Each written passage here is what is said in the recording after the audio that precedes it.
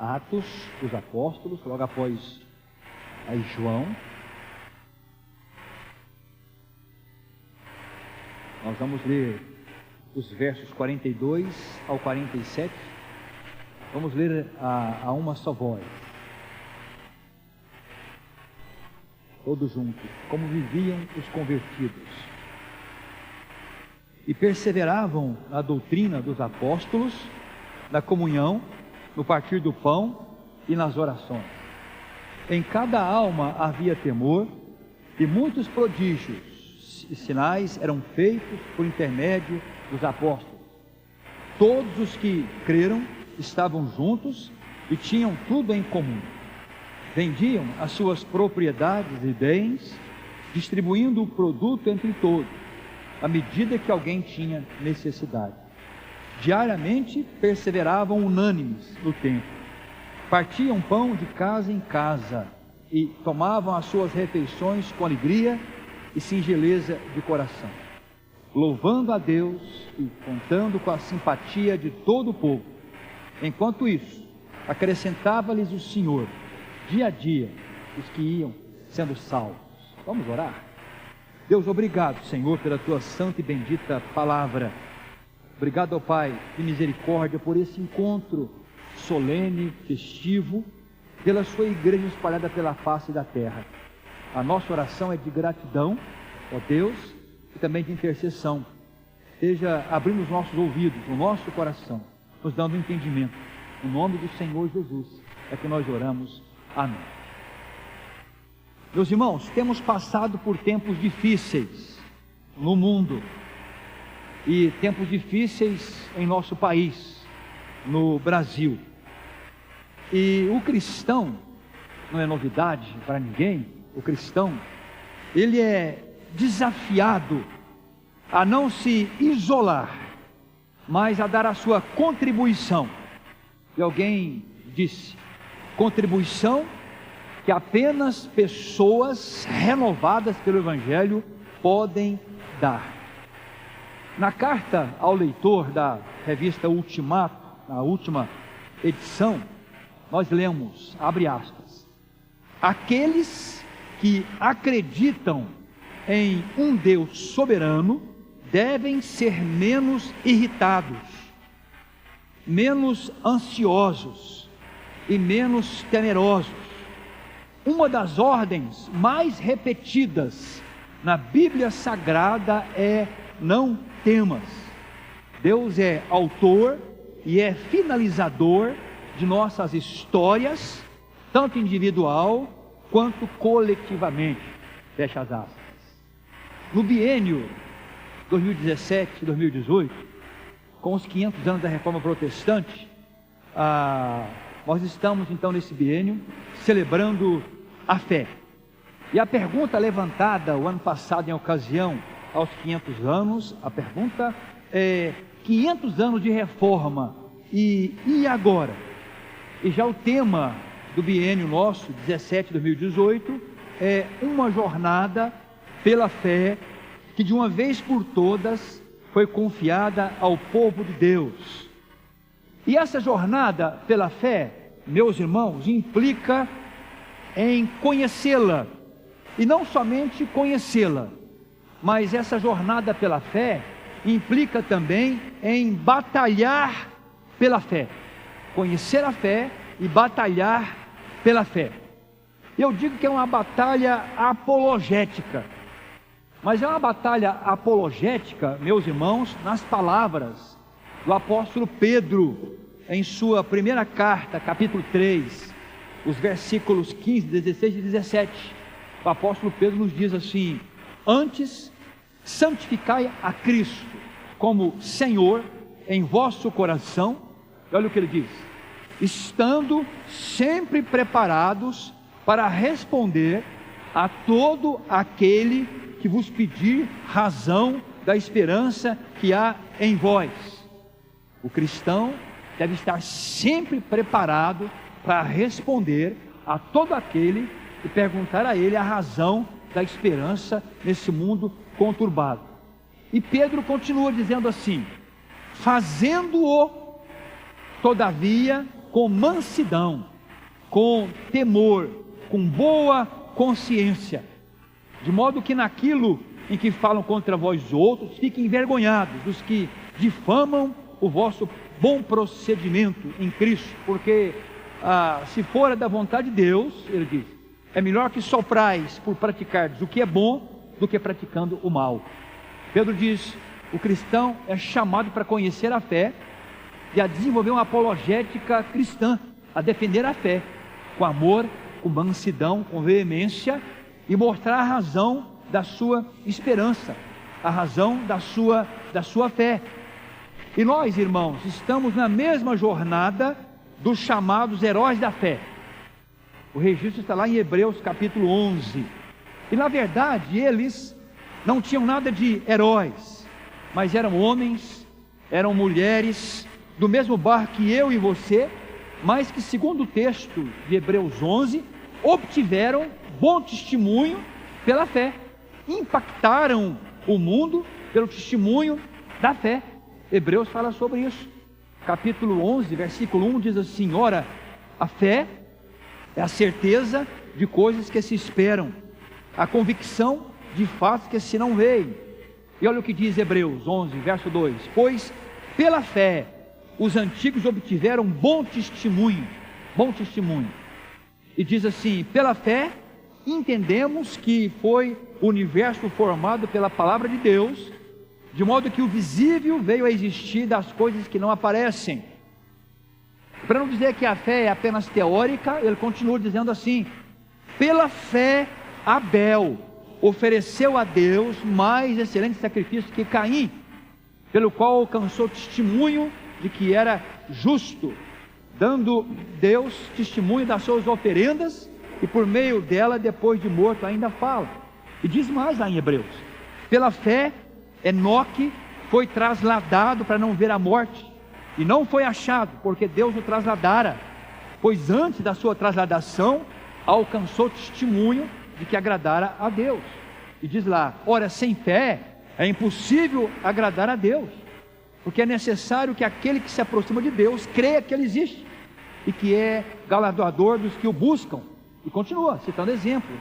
Pela fé Noé, divinamente avisado das coisas que ainda não se viam, sendo temente a Deus, preparou uma arca para o salvamento da sua família, e por esta fé condenou o mundo e tornou-se herdeiro da justiça, que é a segunda fé. E diz mais, pela fé Abraão, sendo chamado, obedeceu, saindo para um lugar que havia de receber por herança, e saiu sem saber para onde ia. Pela fé peregrinou na terra da promessa, como em terra alheia, habitando em tendas com Isaac e Jacó, herdeiros com ele da mesma promessa, porque ele esperava a cidade que não tem fundamentos, da qual Deus é o arquiteto e edificador, a cidade que tem fundamentos, da qual Deus é o arquiteto e o edificador. Pela fé, define fé, depois mostra pessoas que viveram pela fé. E na sequência, o autor de Hebreus fala assim, também nós, a ideia é, nós podemos e nós devemos também viver e caminhar pela fé. Por isso, uma jornada pela fé que foi entregue ao povo de Deus. Conhecer a fé, batalhar pela fé. O reverendo Ronaldo Lidório, em uma das suas pastorais, em um pequeno texto, ele escreveu sobre a fé, dizendo que é o mais precioso tesouro que deve ser guardado. Olha que interessante. É o mais precioso tesouro que deve ser guardado. E nós entendemos, meus irmãos, especialmente na atual conjuntura política mundial e do Brasil, como nós já falamos, nós precisamos guardar o nosso tesouro. E o tesouro maior que deve ser guardado, como diz Lidório, é a nossa fé, é a nossa fé.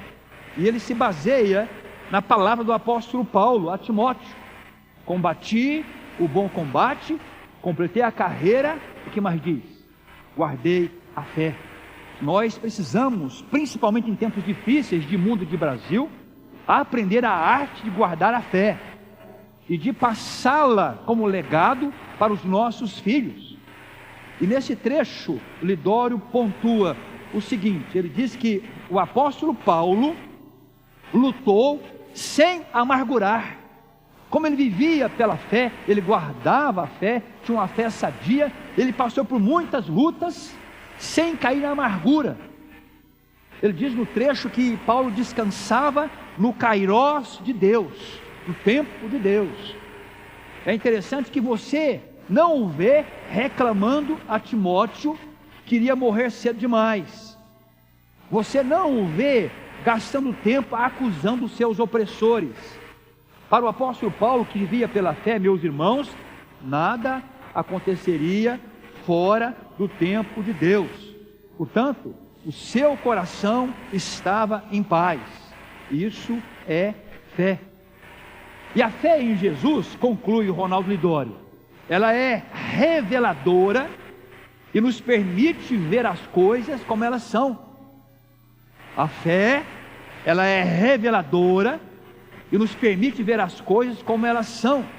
E diz mais: à medida que cremos, passamos a enxergar melhor a bondade de Deus e somos tomados pela gratidão e pelo contentamento. À medida que cremos, enxergamos melhor o nosso pecado, sendo levados a um sincero arrependimento. E à medida que cremos, descansamos, pois entendemos com a mente, sentimos com o coração que o Eterno está conosco todos os dias e nos aguarda lá no dia final. Portanto, precisamos guardar a fé. O texto que nós lemos está no livro de Atos e fala sobre uma igreja que aprendeu a arte de guardar a fé. A igreja primitiva guardou a fé. Eram irmãos comuns que caminhavam pela fé. Era uma geração perseguida, uma perseguição medonha, mas não obstante a perseguição, aqueles irmãos guardavam o bem mais precioso que eles possuíam. Eles entenderam que era a fé esse bem mais precioso, não abriam mão da fé. Naquele contexto da primeira igreja, T.B. Maston, em A Igreja e o Mundo, ele diz o seguinte daquele contexto: ouçam só, o mundo tinha uma atitude hostil para com o movimento cristão. A perseguição era severa. Jesus havia advertido os discípulos de que eles seriam odiados, eles seriam perseguidos. Pedro e João foram os primeiros a sofrer tal perseguição. Seguiu-se então, numa rápida sucessão, a prisão dos apóstolos, o apedrejamento de Estevão, a grande perseguição da igreja de Jerusalém, liderada por Saulo, que assolava a igreja, depois a morte de Tiago, a prisão de Pedro por Herodes. No livro de Atos, se você observar bem, com mais detalhes, ele registra muitos outros incidentes da severa perseguição. Tanto a igreja era perseguida pelos judeus, pelo sinédrio, como também pelo governo. Era um mundo hostil. Mais interessante que neste mundo hostil, em que a igreja estava inserida, a igreja se dispôs a guardar o bem mais precioso, se dispôs a guardar a fé. Como que nós podemos observar que aquela igreja guardou de fato a fé? Atos nos fala sobre isso. Atos, nós temos ali a descida do Espírito Santo, logo no início, e segue-se então uma descrição das consequências desse descer do Espírito Santo sobre aquela igreja. E temos aqui algumas marcas de uma igreja que guardou a fé. E se nós queremos, como terceira igreja, guardar a fé e deixar um legado para as gerações, nós precisamos aprender também com essa igreja. Uma igreja que guarda a fé, meus irmãos, uma igreja que guardou a fé, uma igreja que quer guardar a fé. Primeiro, nos diz Lucas, que escreveu o livro de Atos, que eles eram perseverantes. O verso 42 diz assim: perseveravam na doutrina dos apóstolos, fala sobre a igreja. Era uma igreja perseverante. Eram perseverantes no estudo da Escritura, debaixo da liderança dos apóstolos. Era uma igreja que buscava as instruções bíblicas. Eles conheciam a Bíblia Sagrada.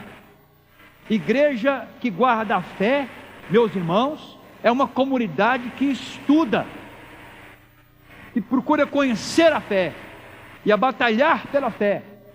Aquela igreja procurava conhecer a fé e saía numa apologética cristã, batalhando pela fé. Olha que interessante, nos diz o trecho sagrado. Para muitos, isso parece que não é mais importante. Essa igreja não, essa igreja perseverava na doutrina apostólica. E o mais interessante é que havia 3.000 novos convertidos, cheios do Espírito Santo. E esses 3.000 novos convertidos não estavam querendo sobreviver apenas das experiências místicas e espirituais. Esses 3.000 no templo e de casa em casa espalhados, varrendo toda aquela região, eles queriam aprender tudo o que fosse possível. Não era mais 120 pessoas, eram 3.000 pessoas espalhadas no templo, de casa em casa, aprendendo acerca da Escritura, tudo que fosse possível. Eles tinham fome da palavra. Dá uma folheada em Atos para você ver, você vai observar.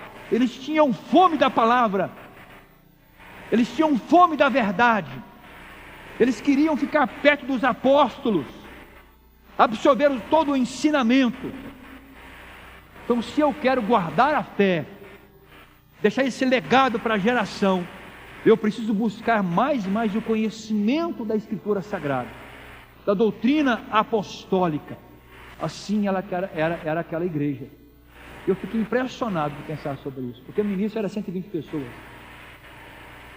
Depois nos fala a palavra, no Pentecoste, 3.000 pessoas foram batizadas. Imagine 3.000 pessoas no templo, 3.000 pessoas espalhadas nas casas, nos pequenos grupos, aprendendo da palavra de Deus. Que coisa estonteante. Depois logo era 4.000, depois 5.000, depois não tinha mais número, falava assim, a multidão. A coisa se espalhou. E quando eu guardo a fé, procuro conhecê-la, saio numa apologética cristã abençoada, não tenho medo de confessá-la, não tem como não crescer, impactar toda a sociedade, transformar a sociedade. Assim era aquela igreja. A igreja que entendeu que o maior tesouro era a fé. A igreja que entendeu que deveria guardar o maior tesouro e guardava a fé. Como eles guardavam a fé? Estudando a Escritura Sagrada, buscando aprender aos pés dos apóstolos. E diz mais, meus irmãos, no texto, segundo ponto em que nos mostra que aquela igreja guardava a fé, o verso 42 fala assim: e perseveravam na doutrina dos apóstolos e na comunhão, e no partir do pão e nas orações. Não era só questão acadêmica, não era só curiosidade bíblica, não, havia comunhão sincera, verdadeira. A doutrina descia para o coração, ia para os pés, para as mãos, para as orelhas, para a língua. Estavam envolvidos na obra do Senhor. E aqui fala de comunhão. Eram perseverantes nas atividades comunitárias. Não eram apenas leitores da Bíblia. Estavam envolvidos com a comunidade. É o que nos fala o texto sagrado. Dia a dia. E essa caminhada dia a dia, meus irmãos, é que dava expressão à fé em meio à sociedade. Para a sociedade saber que o nosso maior tesouro é a fé, nós precisamos então dia a dia caminhar com os irmãos, aprendendo, pregando, vivendo por essa fé. E era o que acontecia naquele contexto. Estavam em comunhão, no templo e de casa em casa. E a palavra comunhão é a tradução da palavra koinonia, que é a conhecida nossa, do povo de Deus. E é uma das palavras, meus irmãos, gregas, que muito se usa. E significa, dentre outras coisas, aquilo que temos e compartilhamos em comum. estamos compartilhando em comum com as pessoas. Partilhavam fé, partilhavam o tempo deles, partilhavam a agenda, partilhavam pão, partilhavam orações, partilhavam Jesus. É na sequência que a gente escuta Pedro falar: não tenho prata, não tenho ouro, mas o que eu tenho eu te dou. Em nome do Senhor Jesus, levanta e anda. Partilhavam tudo. É a fé da partilha. Essa é a fé que devemos guardar. Essa é a fé da primeira igreja, a igreja primitiva. Essa é a fé que faz diferença, que deve fazer diferença na sociedade em que nós estamos inseridos, meus irmãos. Eu me impressiono com o livro de Atos. Fico abismado com o livro. Observe o capítulo 3. Pedro e João subiam no templo para a oração da hora nona. Observe, no contexto anterior, de casa em casa. Casa em casa. Agora, o templo para a oração da hora nona. Era levado um homem coxo de nascença, o qual punha diariamente à porta do templo, chamada Formosa, para pedir esmolas aos que entravam. Pedro e João iam ao templo. Era uma igreja piedosa. Piedosa. E diz mais assim, verso 3: vendo ele a Pedro e João, que iam entrar no templo, implorava que lhes desse uma esmola. Pedro, fitando-o juntamente com João, disse: olha para nós. Ele os olhava atentamente, esperando receber alguma coisa.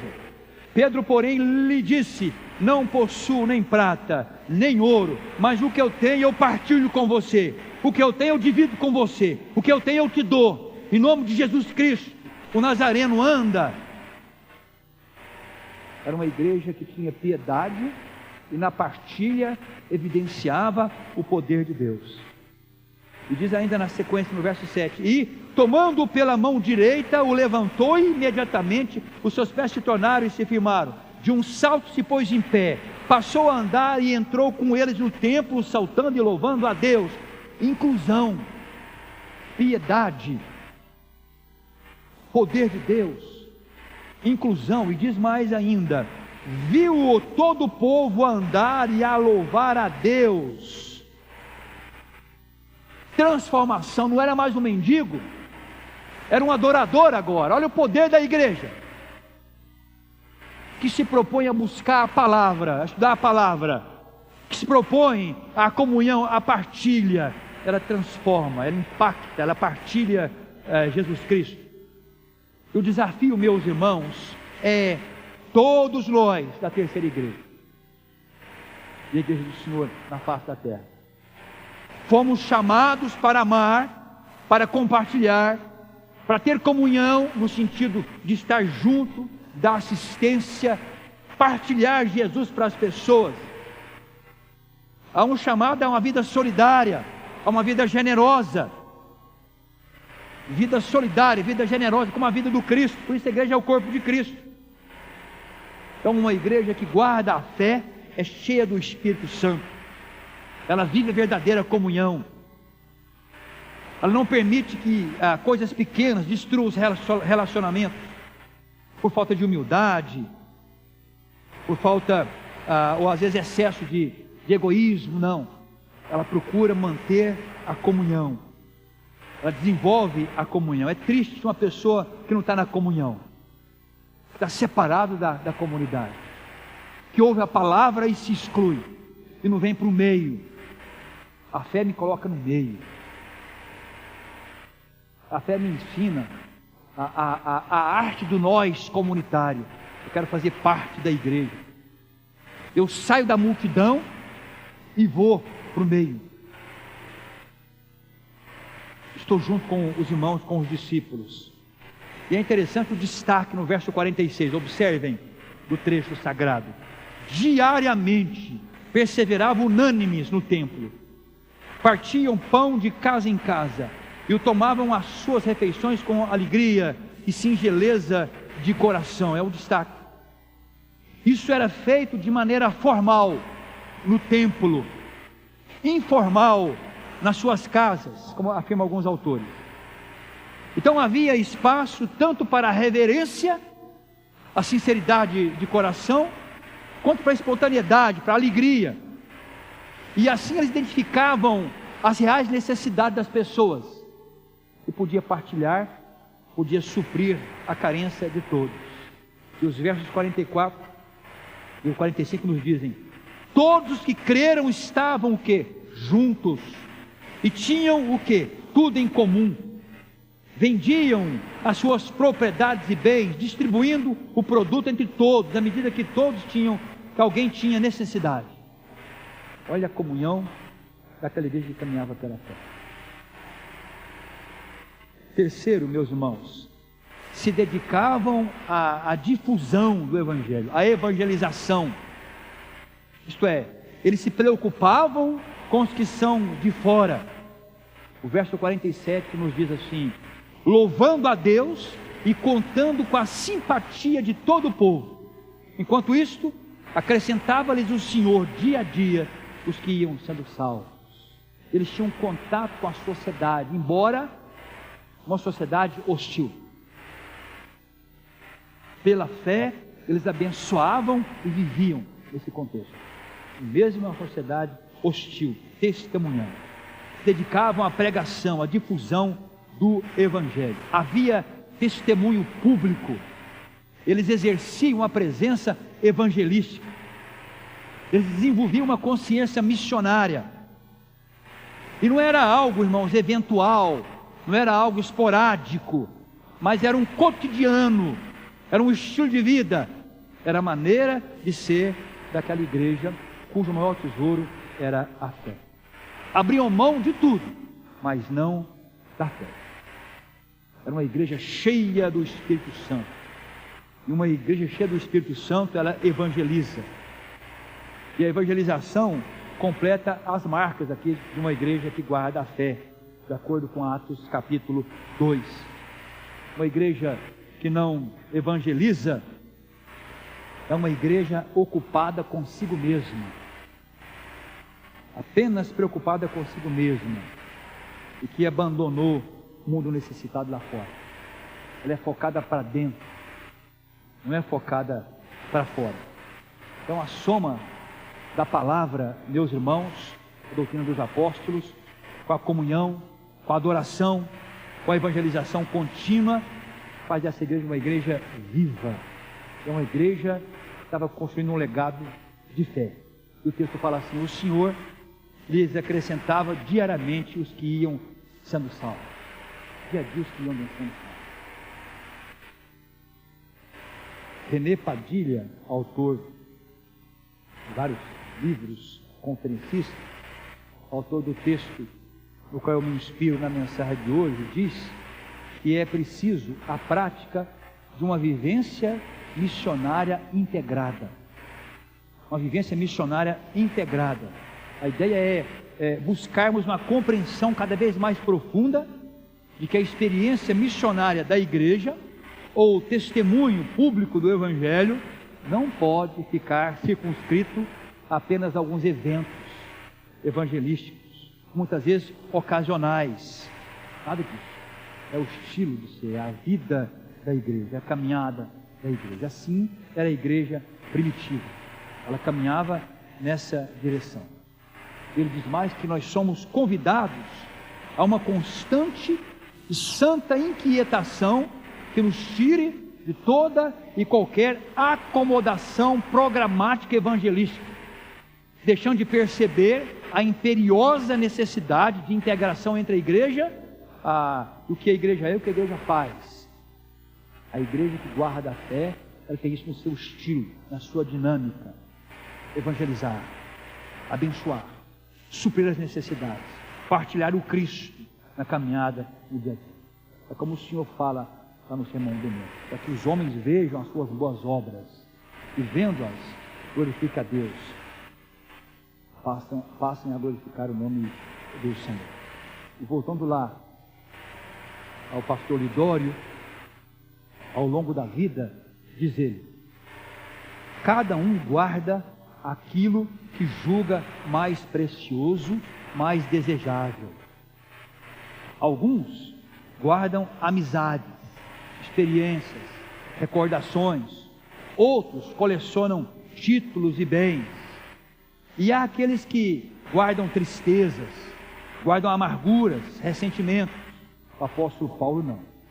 Ele foi categórico. Eu guardo a fé. Eu quero guardar a fé. Pense bem nessas palavras, meus irmãos. Que nós possamos também, como terceira igreja, entender que o bem mais precioso que nós temos deve ser guardado. Entendemos que é a fé. O mundo continua hostil ao cristão. Isso não é novidade. O mundo vai ser sempre hostil ao cristão. Mas nós fomos chamados para fazermos diferença nesse mundo hostil, guardando a fé. A semelhança da primeira igreja, da igreja de Atos. Perseveremos no estudo da Escritura Sagrada. Busquemos instruções na palavra. Perseveremos nas atividades comunitárias, no templo, de casa em casa. Que seja essa a nossa expressão, dia a dia, da nossa espiritualidade, da nossa fé. E nós dediquemos a difusão do Evangelho, anunciando a palavra, alcançando os próximos de nós, os distantes de nós, trabalhando com o nosso oikos, as cadeias de relacionamento. Então sejamos sal fora do saleiro, façamos diferença. O que você tem guardado no seu dia a dia? Você tem guardado o quê? O apóstolo Paulo dizia: guardei a fé. É o bem que eu quero guardar. Nesse mundo tenebroso, caminhemos pela fé, andemos pela fé. Nesse mundo tenebroso, vamos conhecê-la. Vamos alimentar mais e mais a nossa fé. E anunciar a palavra do nosso Deus, como igreja do Senhor. Podemos impactar a sociedade caminhando pela fé. Assim caminhava a primeira igreja. E assim podemos caminhar nós. Porque o Espírito Santo que foi derramado lá, foi derramado sobre nós também. Ele caminha conosco. Então, devemos, como igreja, estar sempre preparado para quando alguém indagar acerca da nossa esperança, respondermos com amor, com mansidão, com determinação. O único bem que nós guardamos é a fé. Seja assim, meus irmãos, que Deus nos abençoe e nos fortaleça, e que a voz do Evangelho seja ouvida em todos os rincões brasileiros do mundo, a começar no nosso oikos, que a voz do Evangelho seja ouvida. Amém?